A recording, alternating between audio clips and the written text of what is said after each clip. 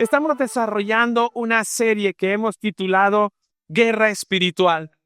Y es importante hablar de guerra espiritual porque, como les dije la semana pasada, es uno de los temas quizás que mucha confusión ha traído sobre la iglesia. Y es bueno abordar ese tema desde una perspectiva bíblica.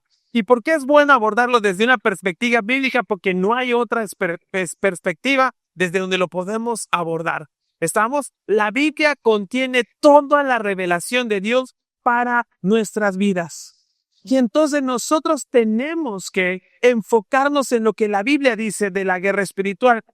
¿Qué dice la Biblia? Nosotros nos hemos concentrado básicamente en el pasaje de Efesios capítulo 6, versículo 12, que dice lo siguiente: pues no luchamos contra enemigos de carne y hueso, sino contra gobernadores malignos y autoridades del mundo invisible, contra fuerzas poderosas de este mundo tenebroso y contra espíritus malignos de los lugares celestiales. Este capítulo o este versículo, este momento de la Biblia nos dice, no luchamos contra enemigos de carne y hueso. Y eso es lo que vimos al inicio de esta serie, la batalla que no ves. Porque a veces luchamos batallas contra huesos, contra carne. Nos peleamos con el esposo, nos peleamos con la esposa, nos peleamos con la familia, con el jefe. Y estamos enfrascados en estas peleas que no son la realidad de la batalla en la que estamos, sino que nuestra lucha, como dice, es espiritual. Y por eso entendimos que el cristiano tiene 3 enemigos. ¿Cuáles son los enemigos del cristiano? El primero, Satanás. Es el primer enemigo del cristiano. ¿Cuál es el segundo enemigo del cristiano? La carne. El segundo enemigo del cristiano es la carne. ¿Y el tercer enemigo del cristiano cuál es? El mundo. Entonces tenemos 3 enemigos. ¿Cuántos son cristianos aquí esta noche? Amén. Entonces tú como cristiano te están atacando desde 3 frentes. Entonces tienes que estar listo para la batalla. Dile a la persona que está a tu lado, tenemos que estar listos para la batalla. Y en el mensaje de hoy vamos a desarrollar el segundo enemigo. La semana pasada ya vimos la guerra espiritual contra Satanás. Ahora vamos a ver la guerra espiritual contra el mundo. Efesios capítulo 6, versículo 12, que estaba en la pantalla, es interesante porque dice, no luchamos contra enemigos de carne y hueso, sino contra gobernadores malignos y, ¿qué dice? Autoridades del mundo invisible. Pero algo más dice esto. Dice, contra fuerzas poderosas de este mundo tenebroso. Es interesante, hermanos míos, que en un solo versículo la palabra de Dios menciona 2 veces la palabra mundo. Y eso no es casualidad. Cuando una palabra en un texto bíblico aparece más de una vez, significa que debes prestarle atención. Dile a la persona que está a tu lado, presta atención al mundo. ¿Pero para qué le vas a prestar atención? Porque es un enemigo. Tienes que prestarle atención al enemigo. Al enemigo no se le da la espalda, ¿sí o no? ¿O cuánto le da la espalda al enemigo? ¿Por qué no le puedes dar la espalda al enemigo? Porque te ataca. Entonces tú tienes que prestarle atención. Y específicamente Efesios 6:12 se encarga de decirnos 2 veces que luchamos contra el mundo. Pero ¿a qué se refiere con esto? Se refiere a que tenemos que luchar contra enemigos que nos quieren llevar a alejarnos de la voluntad de Dios. Los enemigos que tenemos, amigos míos, están empecinados en que nosotros no adoremos a Dios, en que nosotros no conozcamos a Dios, en que nosotros no crezcamos en nuestra fe, en que nosotros no hagamos la voluntad de Dios, en que nosotros no cumplamos las promesas o no veamos cumplidas las promesas de Dios. Por eso, toda batalla tiene un campo de acción. ¿Cierto? Todas las batallas tienen un campo de acción. Yo no sé cuántos de ustedes han visto las películas de batallas de guerra. ¿Dónde suceden las guerras? En un campo de batalla. Y cuando hablamos de nuestra lucha espiritual, esta lucha tiene un campo de batalla. Y el campo de batalla es el mundo. Estamos peleando una batalla en este mundo. Y en este mensaje vamos a desarrollar 3 puntos importantes, a través de los cuales vamos a entender qué significa el mundo, cuáles son sus estrategias y cuál es la salvación de ese mundo. ¿Está? ¿Estamos listos? Empezamos por el primero, entonces. ¿Qué es realmente el mundo? ¿Qué significa esto? ¿Qué habla? ¿Qué nos dice la Biblia? Cuando la Biblia se refiere al mundo, no está hablando únicamente del planeta. Está hablando del sistema de pensamiento que vive sin Dios y se opone a Dios. Eso es el mundo. El mundo es el sistema de pensamiento que vive sin Dios y se opone. No solamente que está sin Dios, sino que abiertamente se opone a Dios. Entonces, todo aquello en este mundo que se opone a Dios, que es contrario a la revelación de Dios, pertenece al mundo que es nuestro enemigo. Pero para entender dónde se daña el mundo, porque no siempre fue así, tenemos que ir al principio. Cuando vamos al principio y vemos la creación de Dios, Dios creó todo perfecto. Amén. Cuando Dios creó todo, dijo que todo era bueno. Y no solamente que era bueno, sino que era bueno en gran manera. Era perfecto toda la creación. Pero en este punto de la creación aparece un personaje, la serpiente. La serpiente ya estaba en este mundo porque ya se había rebelado contra Dios. Y ya tenía un papel de autoridad. Vimos la semana pasada que el diablo tiene autoridad, ¿sí o no? Tiene autoridad, pero es una autoridad limitada. Él no es Dios. Él no tiene la capacidad de Dios, pero tiene una autoridad. Por eso él es el rey o el príncipe de este mundo. Amén. Entonces entró en el huerto y él malogró las cosas. Porque diga conmigo, cuando el diablo entra, todo se malogra. Y el diablo entró en lo perfecto de Dios, que era el jardín del Edén. Y él cambió ese mundo de Adán y Eva. Cambió el mundo. Porque el mundo de Adán y Eva era perfecto, era bueno. ¿Con quién caminaba Adán y Eva? Con Dios. ¿Quién le hablaba a Adán y Eva? Dios. ¿Con quién tenían relación Adán y Eva? Con Dios. Hasta que vino la serpiente y todo cambió. Y la serpiente le hizo una pregunta y le dijo, ¿es cierto que Dios ha dicho que no coman del fruto de ese árbol? Y la mujer le dijo, sí, Dios nos ha dicho que no comamos, porque si comemos de él, ciertamente vamos a morir. Y Génesis capítulo 3, versículos 4 al 6 dice lo siguiente. No morirán, respondió la serpiente a la mujer. Dios sabe que en cuanto coman del fruto, se les abrirán los ojos y serán como Dios, con el conocimiento del bien y del mal. La mujer quedó convencida. Vio que el árbol era hermoso y su fruto parecía delicioso y quiso la sabiduría que le daría. Así que tomó del fruto y lo comió. Después le dio un poco a su esposo que estaba con ella y él también comió. Mira qué interesante esto. Mientras el diablo no había hablado con Eva, el huerto no era delicioso, el árbol y su fruto no parecían deliciosos ni hermosos. Ni en ningún momento ellas anhelaron lo que el árbol les podía dar, porque lo único que ellos anhelaban era su relación con Dios. Era la obediencia a Dios. Pero cuando el diablo se mete en un mundo perfecto, lo daña todo. Y corrompió el mundo de Adán y Eva. Corrompió el mundo perfecto que Adán y Eva tenía. Y la mujer y el hombre pecaron. Porque cuando nosotros le damos cabida al diablo, buena fuera que lo hiciéramos para nosotros mismos, pero terminamos arrastrando a los que están cerca de nosotros. El mundo entonces dejó de ser perfecto y comenzó a sufrir, porque por causa del pecado del hombre, un ser inocente tuvo que perder la vida. La primera oveja, el primer cordero. El primer cordero tuvo que morir ¿para qué? Para que con su piel pudieran cubrir la desnudez que avergonzaba ahora a Adán y Eva, su pecado. Y el mundo experimentó por primera vez la muerte.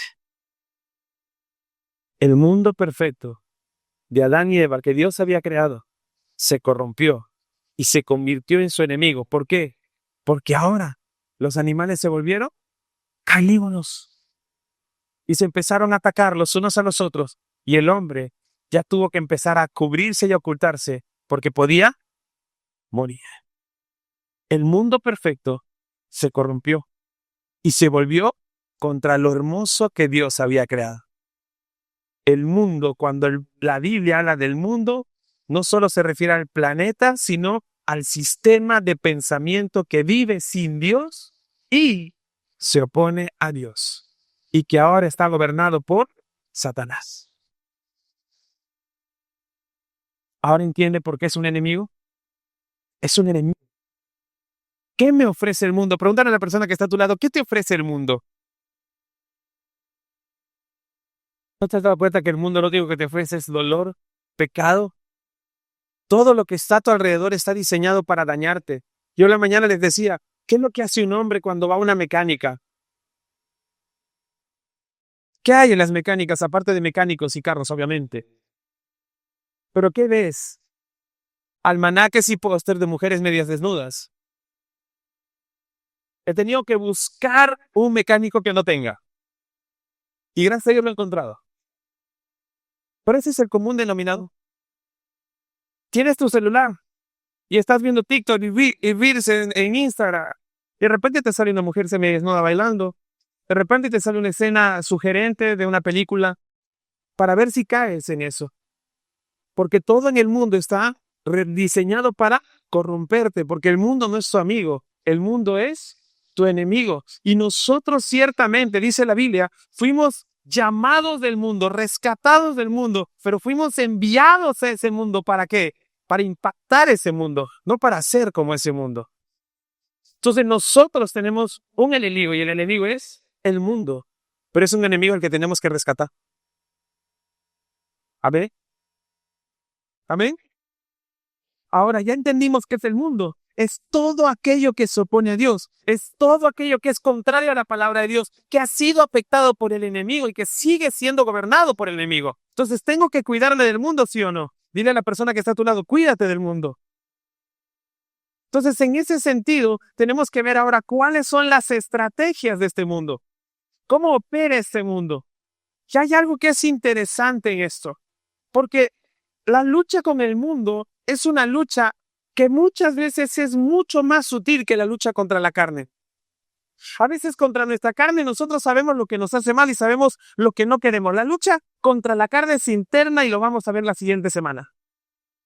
Pero el mundo a veces es muy sutil porque se disfraza. Y les voy a explicar cómo hay tres cosas que quiero que podamos tratar. 3 estrategias que nos pueden confundir en el mundo. La primera es la cultura. Tenemos que hablar de la cultura del mundo. Ahora entendamos algo. ¿Qué es cultura? Cultura es el conjunto complejo de rasgos espirituales, materiales, intelectuales y afectivos que caracterizan a una sociedad o grupo social. Todos tenemos una cultura. Mi esposa y yo tenemos una cultura distinta. Ella es colombiana, yo soy peruana. Ella disfruta la arepa, yo como pan. ¿Entiende? Culturas distintas. Cuando yo recuerdo vine a almorzar una vez acá a la casa, la primera vez que me invitaron a almorzar ya, ellos sirvieron una sopa, pero era una sopa contundente. Terminaron la sopa y se levantaron. Y yo estaba sentado, listo para lo que continúa. Porque después de la sopa, ¿qué viene? El segundo. Y después del segundo, pues somos provincianos. El provinciano arequipeño come sopa, segundo y postre y a veces entrada porque así somos.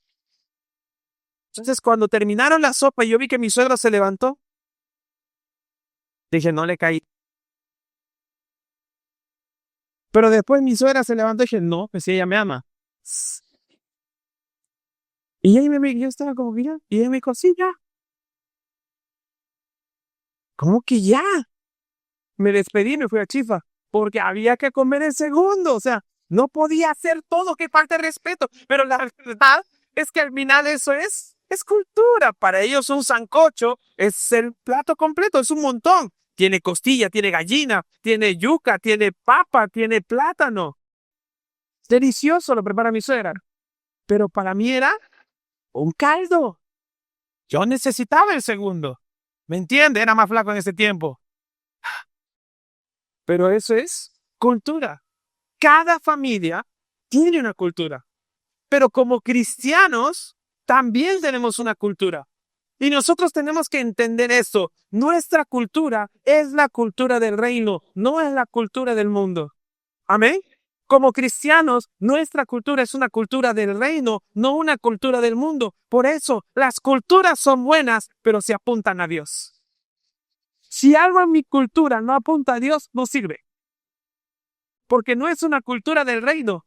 Pero el detalle con las culturas es que la cultura tienen cosas que son neutrales, cosas que se parecen al evangelio, pero cosas que también son incompatibles con el evangelio. Por ejemplo, hay cosas que son neutrales, como la vivienda. Las culturas construyen casas. No pasa nada si te conviertes en cristiano o no, porque la casa va a seguir siendo la misma. La comida es cultural.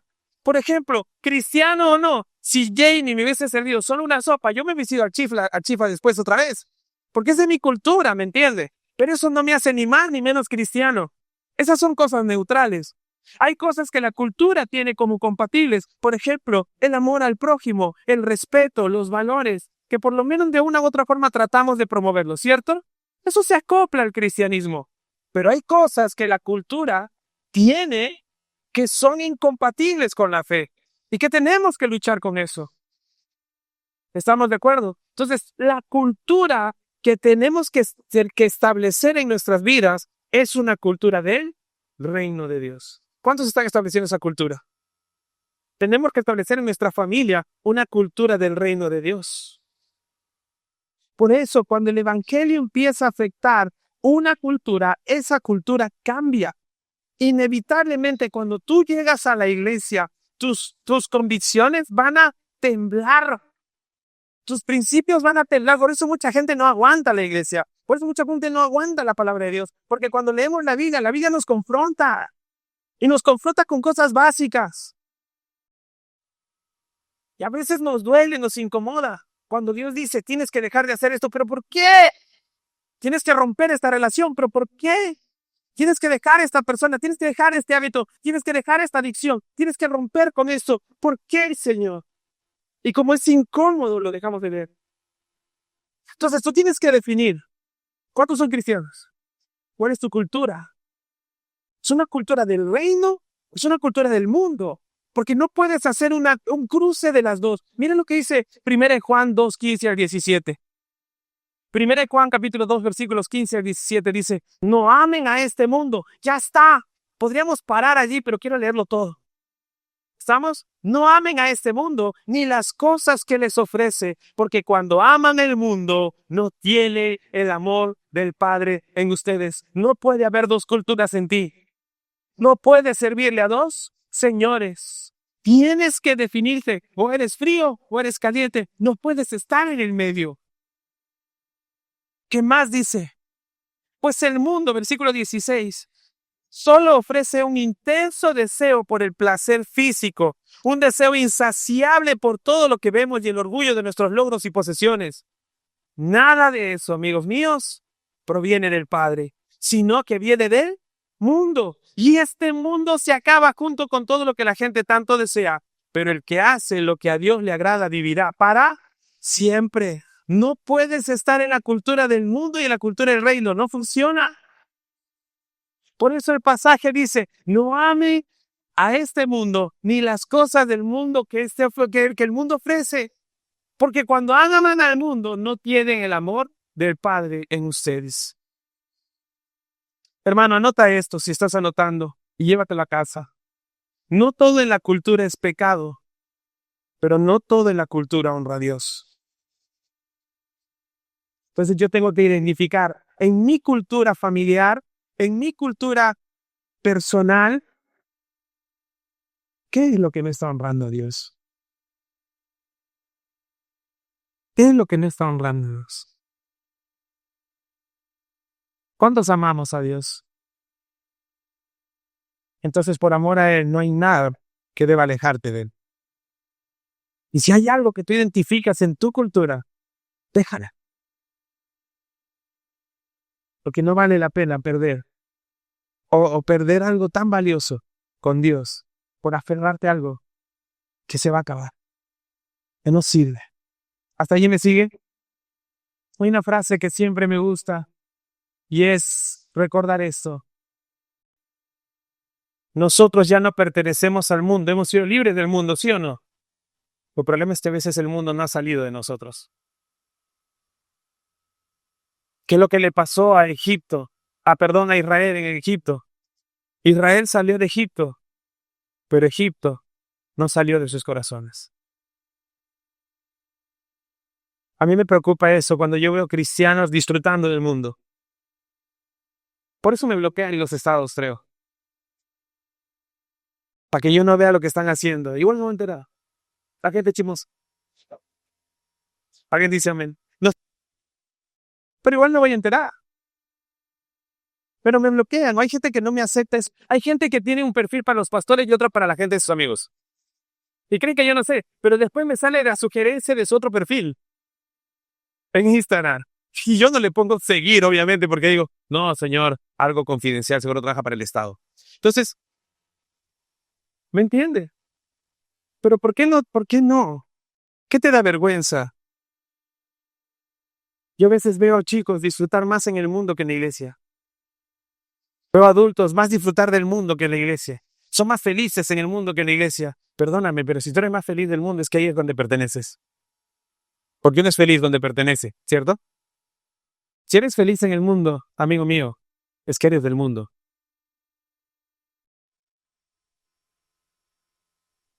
No hay de otra. Tu cultura es del mundo. Porque la cultura del reino y la del mundo son incompatibles. Amén, hasta ahí me sigue. Entonces tenemos que aprender esto. Pero cuando la palabra de Dios nos confronta, empieza a dejar vacíos porque hay cosas que empezamos a dejar de hacer. Y eso nos cuesta. Y entonces el cuerpo, mira cómo es el ser humano, ¿no? Calvino creo que decía, no me acuerdo, pero decía, el corazón del ser humano es como una fábrica de ídolos. Ni bien termina con uno, o se deshace de uno, ya está creando el otro. Y entonces cuando nosotros luchamos contra cosas que no pertenecen al reino de Dios y los deshacemos, el cuerpo, el cerebro está pensando ya cómo reemplazarlas por otras del mundo. Entonces, aquí se crea algo y cuando ya empieza a haber esos vacíos, hay unas fusiones que hacemos y a eso se le llama el sincretismo religioso. Esa es la segunda estrategia del mundo, el sincretismo religioso. ¿Y qué es el sincretismo? Es una combinación de sistema de creencias. Es cuando yo hago una chanfaina, por así decirlo. Cuando yo hago una fusión, ahora que está de moda todo lo de fusión, quieren hacer fusión hasta en la red, en la fe, en la religión. Cuando tomamos la verdad bíblica y las unimos a costumbres del mundo y construimos una cultura que ya no es una cultura cristiana, sino que es una fusión entre lo cristiano y lo mundana. O también cuando conjuntamos corrientes de pensamiento religioso. Yo he escuchado a cristianos decir, qué buena vibra. ¿De qué me estás hablando? ¿Cómo que vibra? O de repente, uy, qué suerte que me metí. ¿De qué estás hablando? ¿Cómo que suerte? O el otro día, pastor, leí mi horóscopo. Y me dijo, pastor, ¿y usted es Capricornio? Por eso le gusta levantarse temprano. Los Capricornios son así. Casi lo nivelo. Porque, oye, ¿o eres cristiano? ¿Qué eres? ¿Qué haces como cristiano? Viene, pero no pasa nada. Eso es sincretismo religioso. Es juntar estas corrientes y hacerlas aceptables. Eso no funciona en el reino de los cielos, amigos. Eso es una estrategia del mundo. Eso es adaptar la fe al mundo. Es acomodar la fe. Eso no es cristianismo verdadero. O por ejemplo, cuando los cristianos consultan a los chamanes, a las brujas. Yo les digo, ¿qué haces ahí? Pero pastor, tienen un crucifijo y rezan. Claro, si el diablo también conoce la palabra de Dios. ¿Qué haces ahí? ¿Qué haces? Me van a leer las cartas, me van a leer la suerte, me van a leer las manos. ¿Quién sabe? Hoy tú sabes leer las manos. Amigos míos, yo estudié psicología y en mi primer año de psicología, mi profesor de historia de la psicología nos traía los horóscopos para que nosotros los escribiéramos, porque él trabajaba para un diario arequipeño y él escribía los horóscopos. Entonces yo le dije a mi mamá, la siguiente semana vas a leer tu horóscopo, ahí en escrito. Me mataré. Y usted levanta, ay, mi número de la suerte es el 4. Un estudiante de psicología le dijo que es. Y mi color es el verde. Parece una palta, sale el día.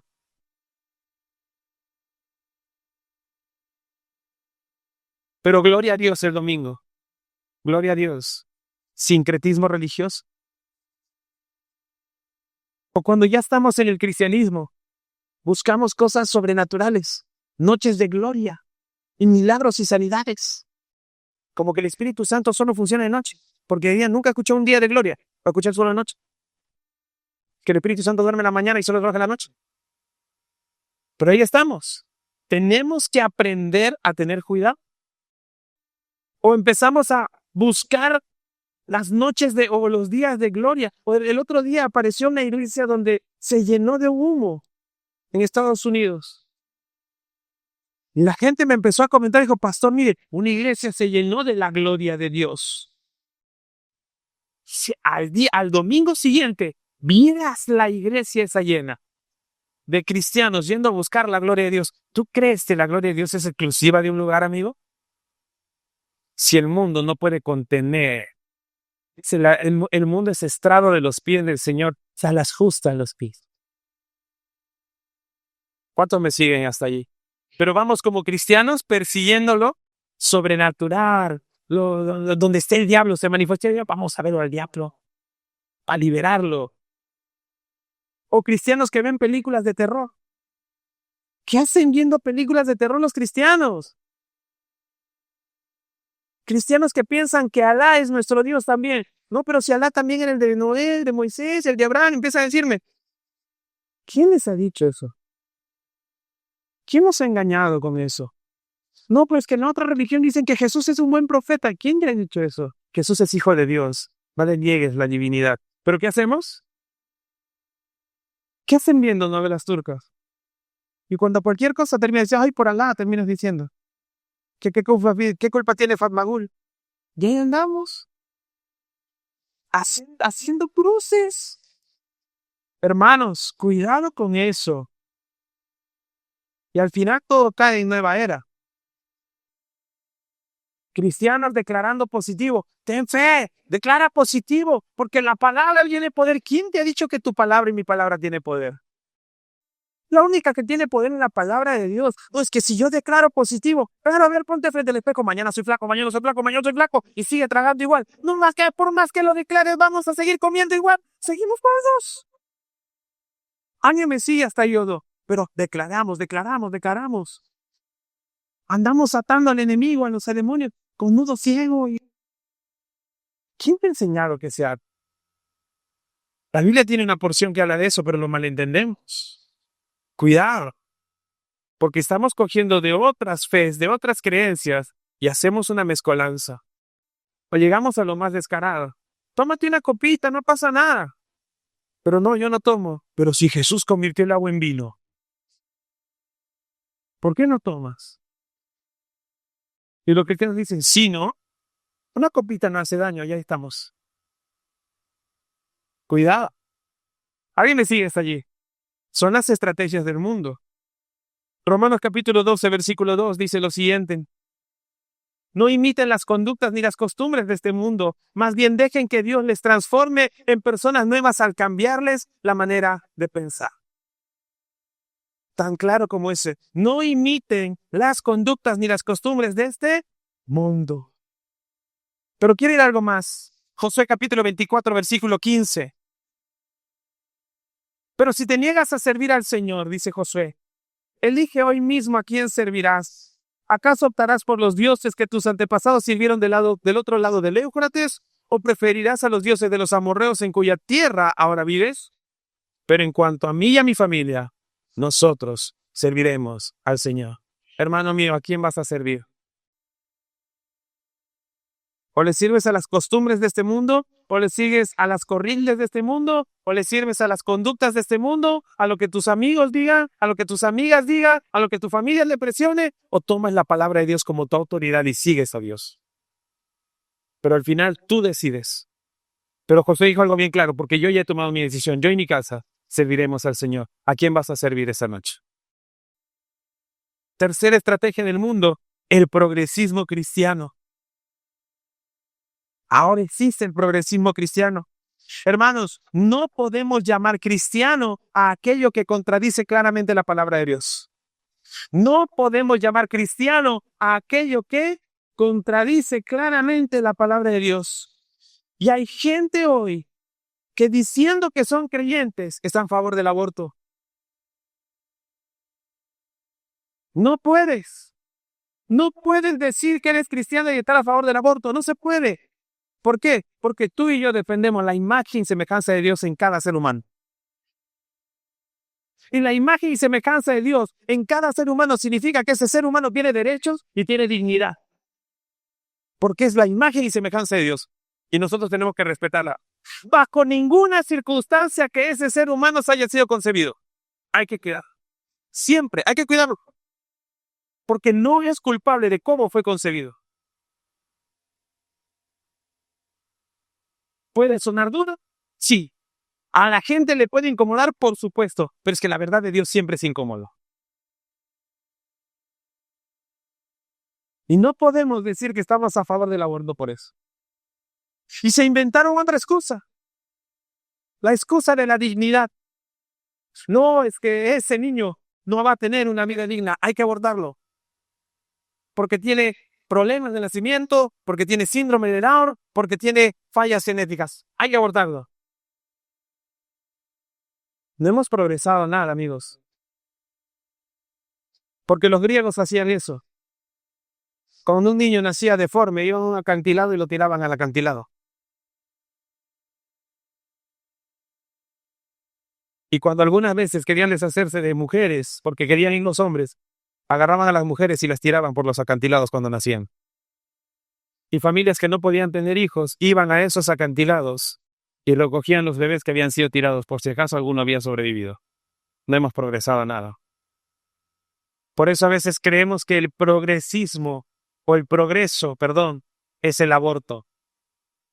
Pero amigos míos, no hay nada más contrario a eso.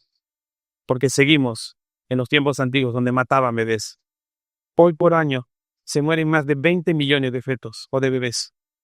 Más de 20 millones. ¿Sabes por qué te doy esa cifra? Porque solo en la guerra mundial contra los judíos fueron más de 11 millones de judíos los que murieron. Eso significa que por año hacemos un holocausto más grande en el mundo entero de bebés. Y yo no puedo tolerar, perdóneme, pero no veo en ninguna parte de la Biblia que dice que los cristianos debemos estar a favor del aborto, sino de la vida. Pero hoy día hay candidatos políticos que andan diciendo que son cristianos pero progresistas. Cuidado con eso. Cuidado con eso. Pero se inventaron algo más y dijeron entonces, si este bebé no tiene una vida digna y en el futuro se enferma y de una enfermedad terminal, entonces hay que crear algo más, porque tenemos que deshacernos.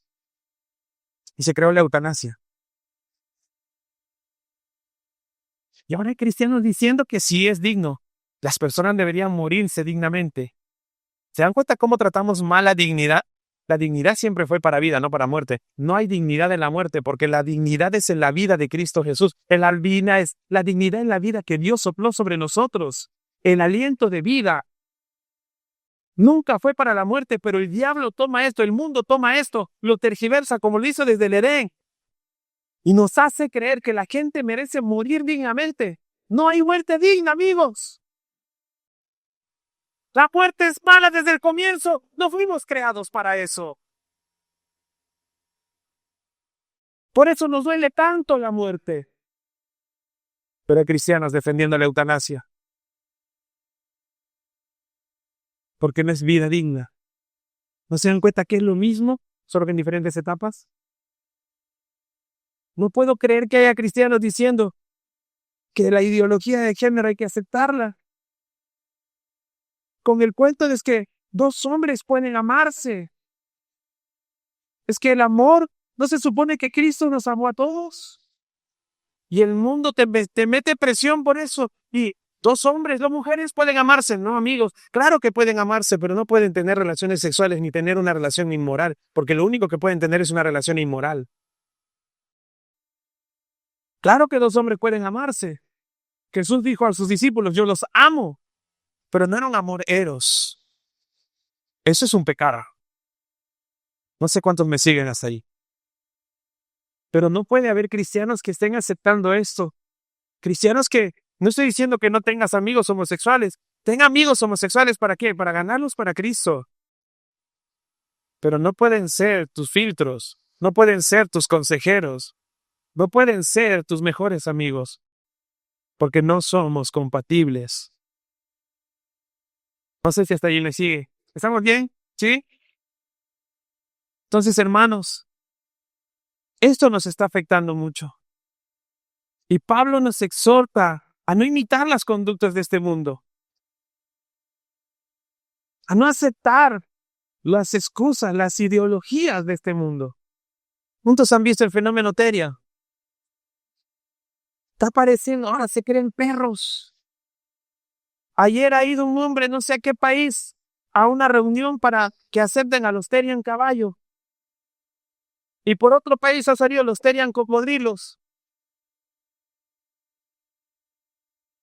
Es que esto no tiene dónde parar, no sé si me entiende. La depravación no tiene fin. La maldad no tiene fin. Y los cristianos no podemos comprar esta cultura. No puede venir un cristiano aquí y hablar con el lenguaje inclusivo. Yo no puedo, los chicos lo toman a veces como broma y vienen de la universidad y traen esas costumbres de la universidad. Oye, no, cuando traes tus costumbres de la universidad ni me preocupa. ¿Sabes por qué? Porque se supone que tú vas a la universidad a impactarla, no que me impacte a ti. O cuando los chicos llegan a la universidad y se olvidan de Dios, y se meten tanto, se dejan deslumbrar tanto por la universidad, por todo lo que pasa y se olvidan de Dios. Amigo, ¿quién le hizo entrar a la universidad? ¿Quién sostiene a tus padres para que paguen la universidad? ¿Y te olvidas de Dios? Es que el mundo te sorprende. ¿Y sabes por qué? Cuando el mundo te sorprende es porque te atrae. Y si te atrae es porque eres del mundo. Perdón. Pero es la verdad.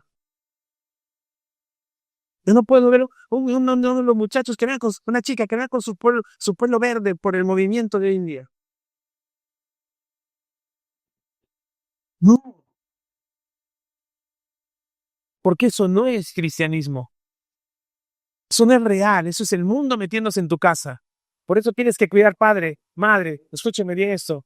No tengan miedo de revisar el celular a sus hijos. No tengan miedo de revisar lo que sus hijos ven en las pantallas. No tengan miedo de decirles no.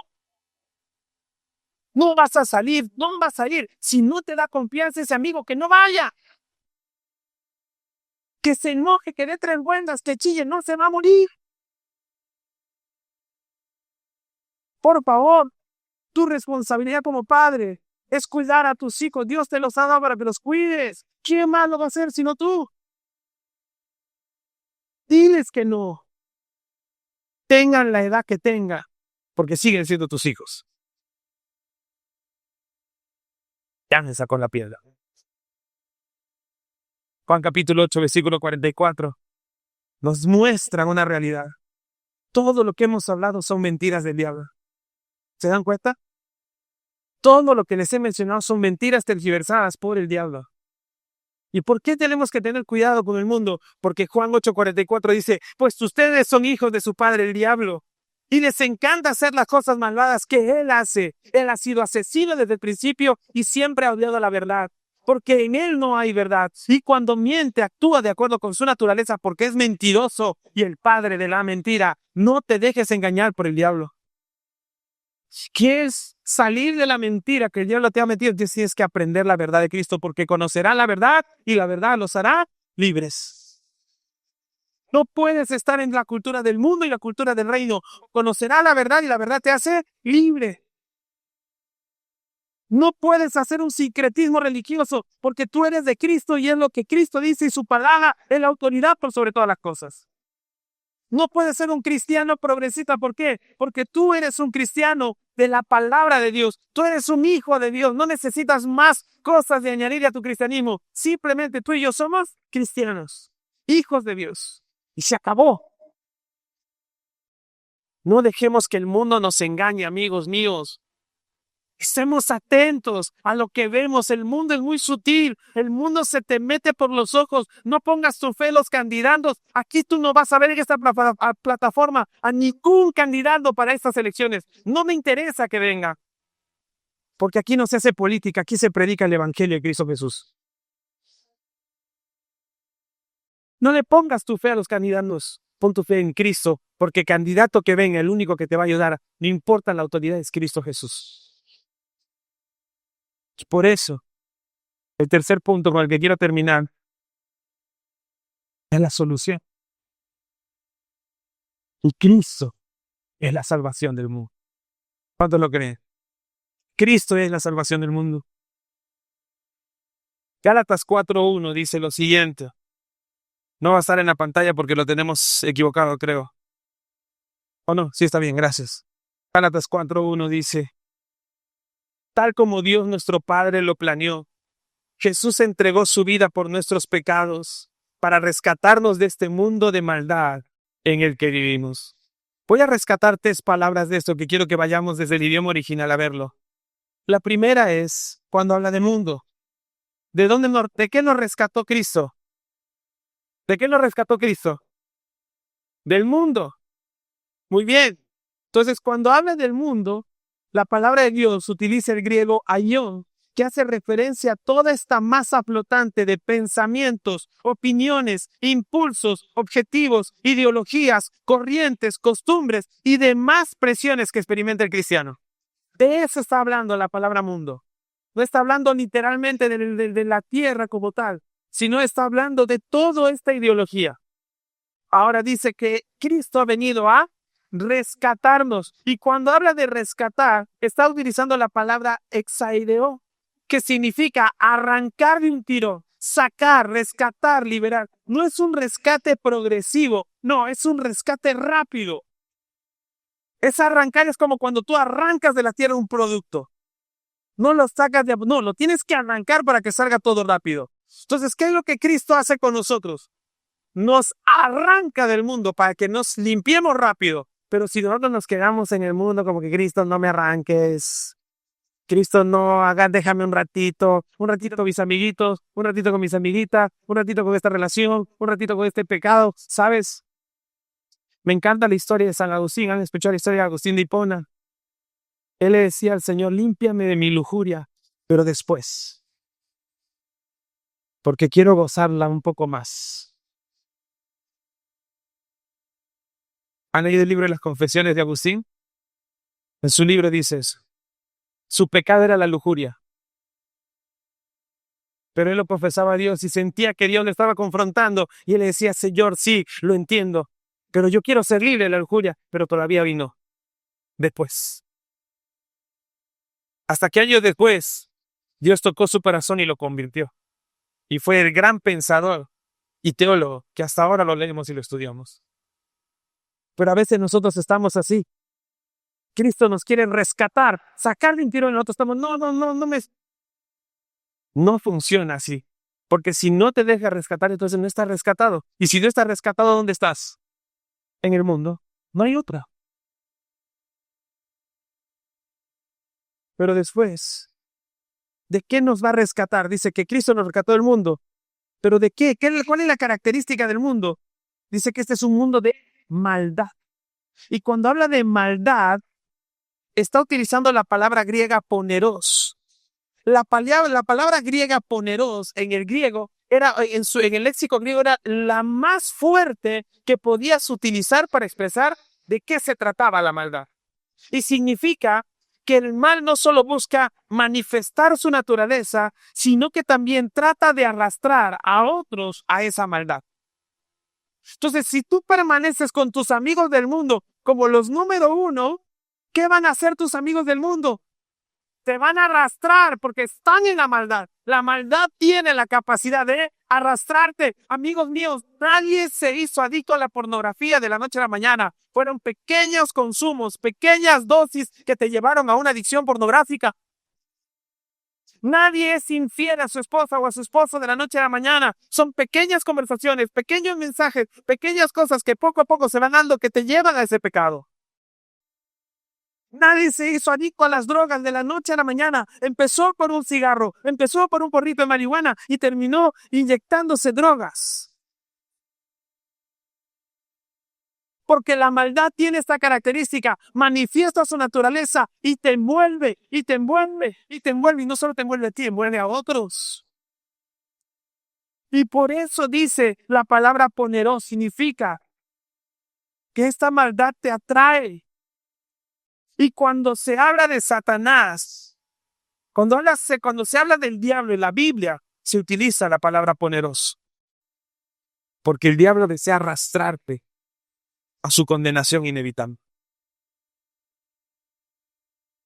¿De qué me rescató Cristo? Del mundo, de la maldad, y me rescató. ¿Cuántos hemos sido rescatados por Cristo? Pero sabes,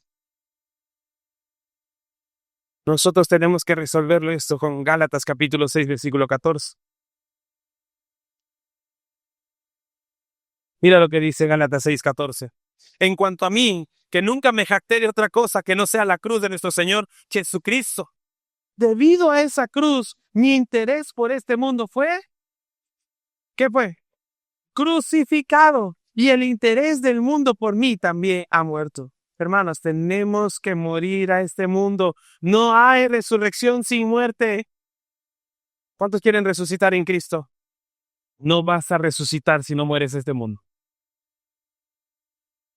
Yo no me puedo permitir una borrachera. No, tengo que morir a este mundo. No puedo seguir yendo a las fiestas que el mundo hace. ¿Por qué? Porque no son mi cultura. No puedo seguir disfrutando lo que el mundo disfruta, porque no es mi naturaleza. Porque he sido justamente con Cristo, juntamente crucificado. No puedo seguir gozándome en lo que el mundo me ofrece.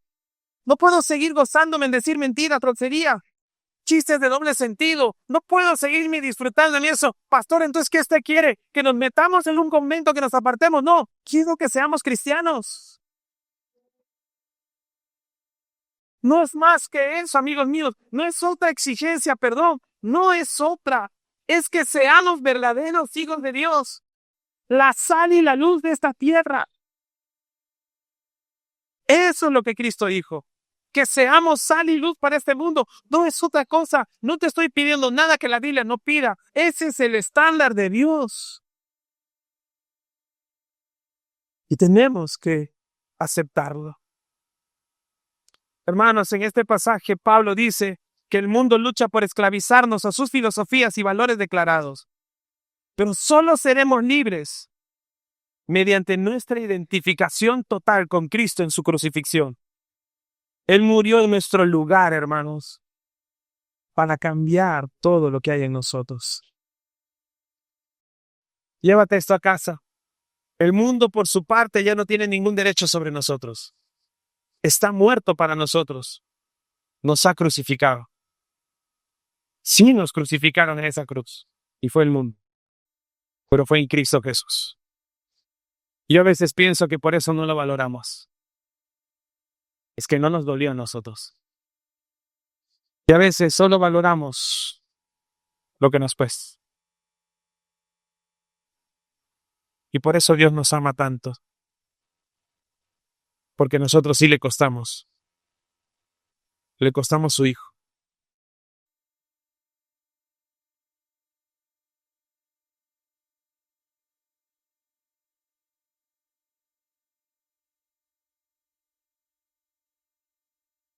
Yo creo que por eso sí nos valora y nos aprecia.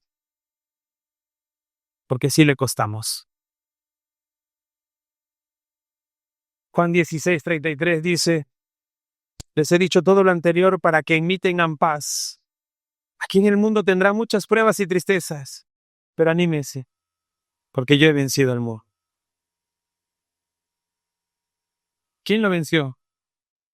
Cristo. Y en Él somos más que vencedores. ¿Con quién te identificas? ¿Con el mundo o con Cristo? Tienes que decidir. Hermanos, aunque yo vivo en este mundo, no es mi verdadero hogar. ¿Cierto? ¿Por qué? Porque somos ciudadanos del reino de Dios.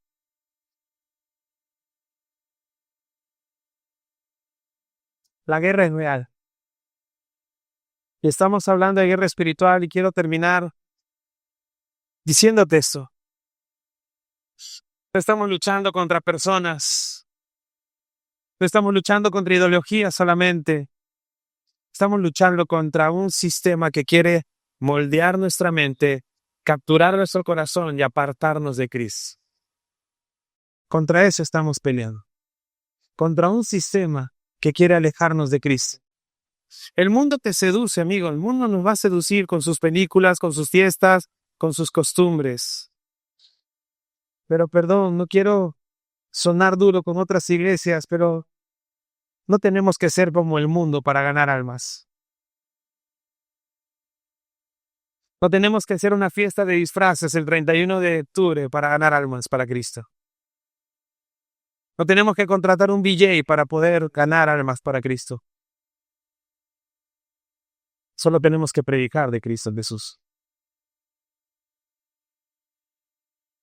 El mundo te seduce, el mundo te promete libertad, el mundo te promete placer, éxito, aceptación, pero todo eso se termina. Todo es pasajero. Por eso la Biblia dice en 1 Juan 2:17, y este mundo se acaba junto con todo lo que la gente tanto desea. Pero el que hace lo que a Dios le agrada, vivirá para siempre. Todo lo que el mundo te ofrece, se va a acabar. La universidad pasa, el trabajo cambia, los amigos cambian, la gente pasa. Lo único que prevalece es la palabra de Dios. ¿En quién estás poniendo tu fe? Hermano, la pregunta no es si el mundo está influyendo. La pregunta es, ¿a quién le perteneces? Si eres del mundo, actúas como el mundo. Pero si eres de Cristo, vives para la gloria de Dios. Quiero invitarte a que te pongas de pie.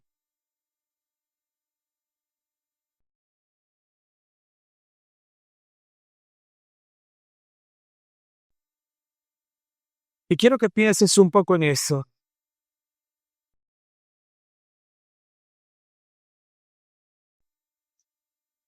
Regálame estos minutos de tu atención, porque creo que esto puede transformar tu vida por completo. Tal vez vienes a la iglesia, pero el mundo todavía gobierna tus decisiones. Tal vez cantas y adoras al Señor, pero tus valores siguen siendo moldeados por esta era, por este mundo. Tal vez decimos, somos cristianos, pero en realidad nunca hemos sido rescatados del mundo. Hermano, Cristo no vino a mejorar tu vida. Amén. Cristo vino a rescatarte, a sacarte, a arrancarte del mundo. La cruz no fue una decoración, fue una ejecución del Hijo de Dios entregándose voluntariamente por nosotros. Y si tú y yo queremos vencer al mundo, primero hay que morir al mundo. No, es que a mi familia le gusta la parranda, le gusta tomar. No importa tu familia, importas tú. ¿Quién eres tú? Y el mundo y la familia se tienen que amoldar a ti. Te tienen que respetar. Y si no te respetan es porque no te ama.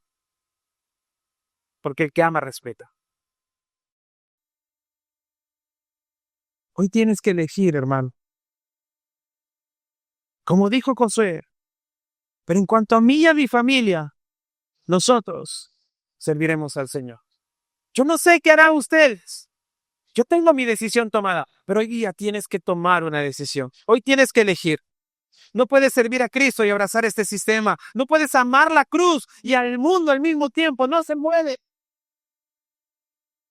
Por eso hoy es un día de decisión. Si nunca has entregado tu vida verdaderamente a Cristo, si sigues viviendo bajo el sistema de este mundo, necesitas ser rescatado. No importa si tienes 10, 15, 20, 5, 1 años en la iglesia. Si hoy día, honestamente, hermano, te das cuenta que no has sido rescatado del mundo, hoy Cristo quiere rescatarte.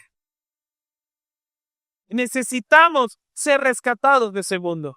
Hoy puedes rendirte, hoy puedes soltar, hoy puedes decir, Señor, ya no quiero pertenecer a este mundo, rescata. Y dice su palabra que Él vendrá a tu pronto socorro y va a rescatarte de ese. El mundo es tu enemigo, no es tu amigo. El mundo quiere destruirte y tú tienes que tomar una decisión. Hoy, ¿le perteneces a Cristo o le perteneces al mundo? No hay un punto medio. ¿Qué vas a decir?